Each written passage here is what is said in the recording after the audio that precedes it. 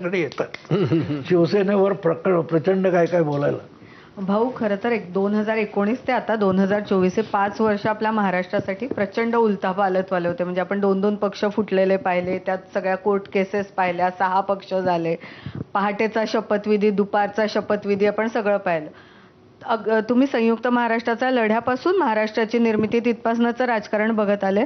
तुम्हाला या सगळ्या कालावधीतलं सगळ्यात आश्चर्य किंवा धक्का वाटणाऱ्या राजकीय घडामोडी कुठल्या वाटतात, की यात होत्या म्हणजे 2019 नंतरच्या? ते खूप होते. आता आपण आता तुमचा आवडता शब्द आहे ऑपरेशन लोटस. पण यशवंतरावनी पण ऑपरेशन लोटस केलं होतं ना. एक एक करून यशवंतराव मुख्यमंत्री झाल्यानंतर आज तुम्हाला जे जे काँग्रेसमध्ये तिसऱ्या पिढीतले दुसऱ्या पिढीतले नेते दिसतात, त्यांचे सगळे वडील किंवा आजोबा हे शेतकरी कामगार पक्षात होते. तर हे चालत आलेलं आहे. पण मला धक्कादायक वाटलं असेल काय ना, तर जनता पार्टीच्या काळामध्ये ज्या प्रकारे शरद पवारांनी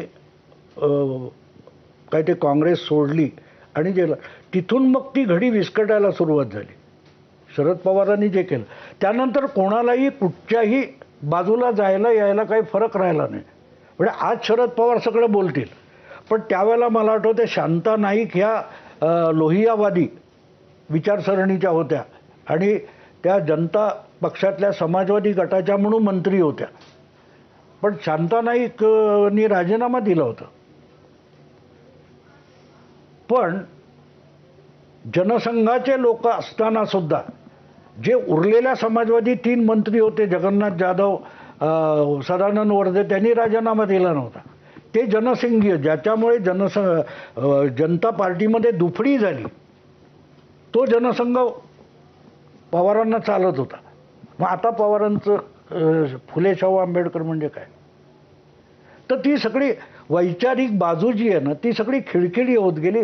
आणि दुसरी गोष्ट, हळूहळू करत चळवळी संपल्या, चळवळी मारल्या गेल्या आणि चळवळी मीडियापुरत्या मारल्या. तुमचा कॅमेरा ऑन होतो, हात घोषणा वगैरे सुरू होतात, कॅमेरा बंद झाला, संपलं सगळं संपतं.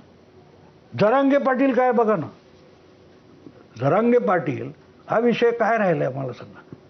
गेल्या आठवड्याभरामध्ये 15वड्यामध्ये जरांगे पाटील 2 नंबर, सुरेश धस 1 नंबर. सगळी आंदोलनं ही मीडियाच्या हातात गेलेली आहे. आणि मला हे सुद्धा नवल वाटत नाही. तुम्ही जर बघाल तर सिटीजन केन नावाचा सिनेमा आला होता, ज्याच्यावरून आपल्याकडे मैं आजादू म्हणून सिनेमा काढला होता. हे सगळं कसं मॅनेज असतं हे तुम्हाला त्याच्यात बघता येतं. तर त्यामुळे आपल्यालाही माहिती नसतं आपण किती वापरले जातो, किती वापरले जातो. ह्या